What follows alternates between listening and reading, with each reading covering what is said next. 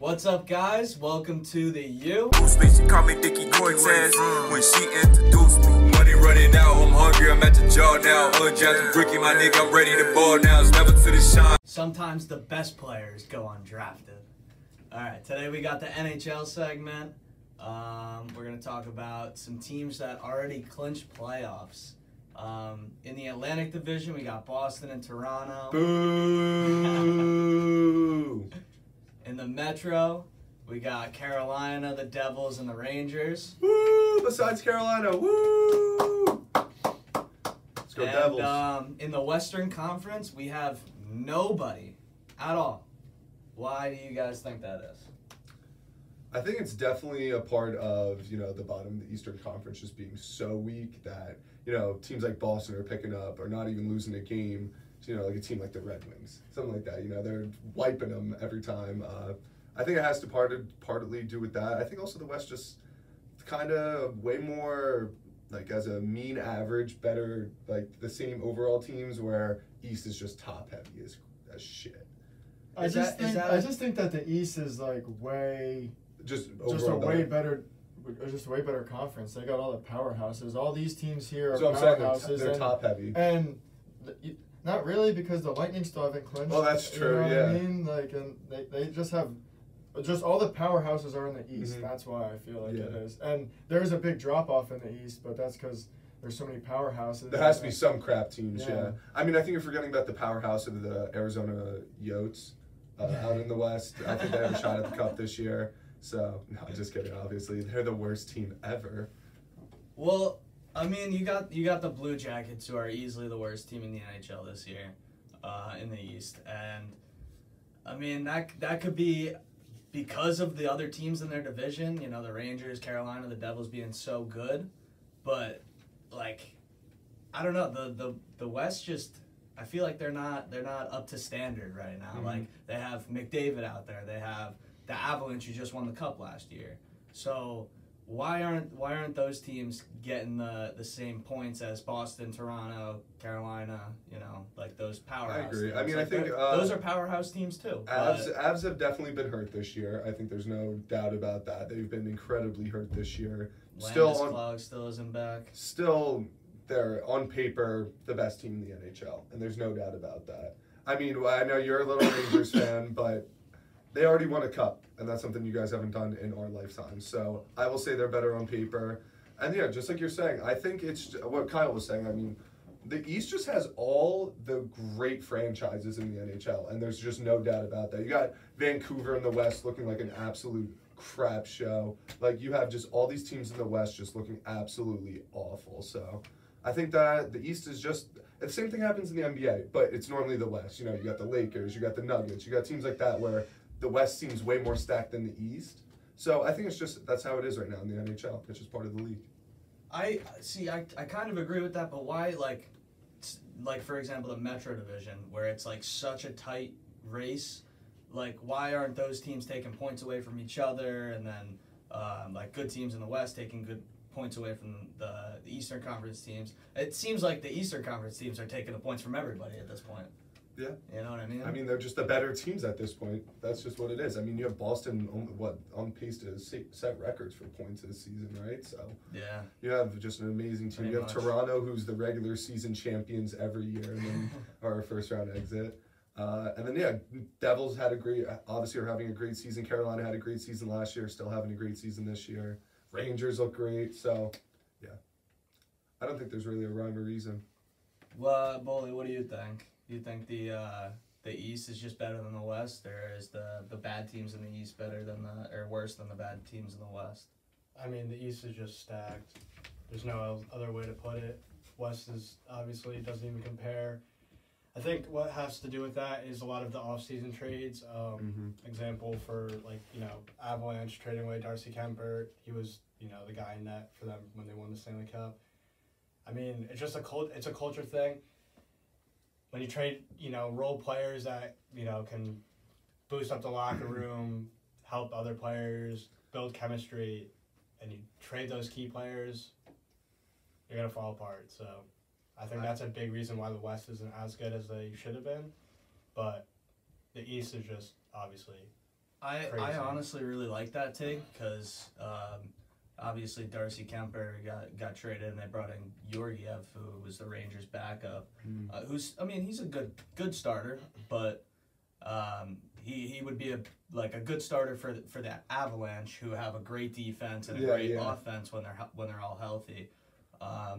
But also you look at Darcy Kemper, who went to Washington, and they're one of those middle of the road Metro teams that in the Eastern Conference won't cut it, because you can't be a middle of the road team in the Eastern Conference right now because the teams are Especially so good. in the Metro. I actually especially wanted to build off the point you made with the trades, which I actually really liked, is the fact that, say you're the New Jersey Devils and last year you see the Rangers having a great season. The front office gets that pressure, like, we don't want our rivals to be good and just stomp on us forever. So they go out and make the trade for Timo Meyer. Timo Meyer. You even have someone like the Islanders who see the Devils and the Rangers, and they go get Bo Horvat. So I think that's another thing, is the front office pressure of not wanting your rivals to just stomp on you all year. I think that's another big part, and they're sucking all the players in from the West. And that's what's happening right now. Yeah, that's like what we were saying last week. It was like an arms race to get all these good weapons. And I mean, you have the Rangers obviously taking Patty Kane away from the West in the Chicago Blackhawks. Like I said, Bo Horvat, Timo Meyer, that's San Jose. Tarasenko. Yeah, I think that's a lot of what's happening. A lot of the great talent from the West just went to the East. That's a great point. You got anything else you want to say about that? No. All right, well, I think it happens in a lot of sports. I know, obviously, the MLB and NFL, you have the AFC, NFC, so it's kind of different. But basketball, it's the same thing happens. You always have a balance. Yeah, it's always, and that's a big reason why they made the play-in, actually, in the NBA, is because the West was so stacked most years that, the 9 or 10 seed would have made the 8 or 7 seed in the East because they were so much weaker. And that has obviously balanced out the past couple of years. Now you got other teams, but... Yeah, that's actually a big debate in the NHL. Is that, like, should they go to 1 through 8 format? Should they have a play-in series? Because we did that for 1 year.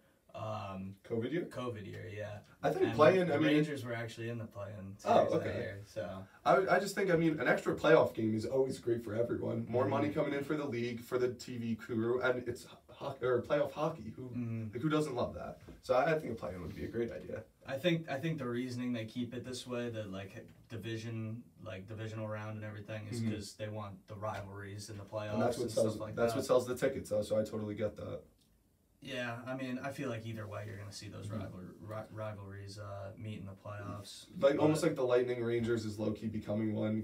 Good teams, after they play each other so many times, you start hating them. So yeah, definitely. Yeah. I get both sides of that. That goes back to like 2017 when they knocked us out of the Eastern Conference Final. Eastern Conference Final every time. Yeah. But anyways, Ovechkin still breaking records. He's gonna keep breaking records. This time he breaks Gretzky's record for most 40-goal seasons in a career with 13. Gretzky only had 12 40-goal seasons. I know what Kyle's going to say. He's going to say Gretzky put up 90-something goals every year, but he only did that for 12 seasons. And, towards the end of it, he was only putting up 50, 40, and by the end of his career, I think he had like 8 seasons where he put up like less than 40 goals, like less than 30 goals sometimes. So, it's kind of incredible that Ovechkin's still putting up 40 goals a season. And, we've still got at least 8 games left in the year, so we'll see how many he can total with. I think claps up for Ovechkin. We all love Ovi, no matter what fan you are. It's just great for the sport of hockey. Yeah, love to see it. Still just sitting on that left circle waiting for the pass on the power play. Yeah, yes. Good for Ovi. Only thing I'd like to say is Ovi's great. This stat is tailored so hard for Ovi because even if it was like 60-goal seasons, Gretzky would still probably be at 12. Yeah. And Ovi would be at 0. You know what I mean? Yeah, totally. So it is a very tailored stat. It's like, as I like to call it, an ESPN stat. Yeah. But that is very impressive. Definitely. And I don't know. 40 goals is definitely like that's like a mark that players try and hit, obviously, and like in their seasons. This year we're gonna talk about this later, but McDavid has the possibility of hitting 70 goals this season. So I mean, we're getting those numbers back. You know, we're not there yet, but I don't think we'll ever see Gretzky numbers I don't again. think so. Yeah. McDavid is just the best hockey player to ever walk planet Earth by so far, even in today's modern NHL. It's like the Will Chamberlain. So that's just crazy. It's like Will Chamberlain. You're never gonna beat any of his records. He was a player that could have played in any generation at any time and dominate, but he played in one of the worst generations. So, yeah, congrats to Ovi though. Good job. He's at 822 goals right now. He needs 895 to break Gretzky's goals record for a career. So wait, more? Gretzky has Gretzky has 894. He needs obviously more than that. So, but yeah, hats off to Ovi. Moving on, we're gonna talk about another Capital, John Carlson. He makes his return. In December, he suffered a nasty injury. Took a 90-mile-an-hour slap shot to the temple, I think. He cracked his skull, severed his temporal artery, and you could see it in the video. The blood was all over the ice. It was just a nasty scene. But he made his return this past week and scored a goal and an assist in his debut back. So nice. that's I think that's pretty cool. A nice little heartwarming story. Yeah, definitely. I mean, if anyone has ever said hockey players aren't the toughest athletes in sports, they're absolutely wrong. That looked like a murder scene on the ice. The amount of blood that came out, that was crazy. And for him to come back, 3-4 months later, absolutely nuts. And it's not like we saw Evander Kane's injury earlier this year where somebody stepped on his wrist. Don't get me wrong, that was really bad. But that blood was coming from his head. He literally cracked his skull and severed his temporal artery. That's scary, man. That's a scary injury. Yeah, that sucked for the Caps this year too. They were not the same without him. And with Ovi's dad passing away, them both being out of the lineup, the Caps just couldn't handle it. They dropped way out of the playoff race, which sucks for them, but, it is what it is. Or maybe it's a conspiracy for them to draft Bedard. They didn't lose that much, unfortunately. Blue Jackets have that one squared away. So it would be pretty cool to see Bedard setting up Ovi. That would be so sick. Only in our NHL franchises, right? Yeah. Next year. So we'll see about that. And the topic that we always love to cover, McDavid, still doing crazy things this year. He just hit 140 points on the season. That's nuts. That's mind-blowing. This is the first time it's happened since 1996. And, I mean... Which I'm guessing was Gretzky, right? I'm not actually sure. It could have been Yager or something. Oh, okay, yeah. Still, though, absolutely crazy. Especially in, today's, age where, obviously, all the talent's way better. Hockey's as popular as it's ever been, at least in the U.S. Yeah. So much more skill in the league now. Yeah. A lot more skill, and the goalies have just been... They're nuts, yeah. And a lot of people say that, Gretzky only had as many points as he did because the rest of his team was full of goons who just killed anybody that went after Gretzky. But, I mean, there's never been as much skill as there is in the NHL now. Yeah. And, if everybody can do what Gretzky did, why don't they just do it? You know what I mean? Yeah. I don't know. I feel like the argument for the greatest player of their generation is obviously Gretzky, but what McDavid's doing in today's NHL is absurd. It's absurd. It's him and everyone else, and it's him and then everybody else, and it's not close. 100%. It's not close. Stat line in 74 games is 60 goals, 80 assists for 140 points. I would love for him to hit 70. That would be so and cool. He's still got 8 games left, so 70 is a possibility, especially for McDavid. And like you said, they didn't clinch playoffs. They still got to win these games for seeding implications. So I know he's going to be going hard. Hopefully, him and Draisaitl, whatever, can get it going for them. I'd love to see them maybe make it to a cup, but I doubt they will. We'll see. I mean, the West, you never know what the West. That is The very two true. best players in the world on the same team. Yeah, him and Draisaitl. So. Reminds me of another sport. But their last 8 games, they play the Kings twice, the Ducks twice, and the Sharks twice, and then the Golden Knights and Avalanche once. So yeah, 70 goals is definitely Definitely a possibility. He could do it against the Ducks. That's probably got to be one of the easiest remaining schedules for any team. I would say the Ducks is probably the hardest team, and they're gonna have to score on out of all the rest of those teams.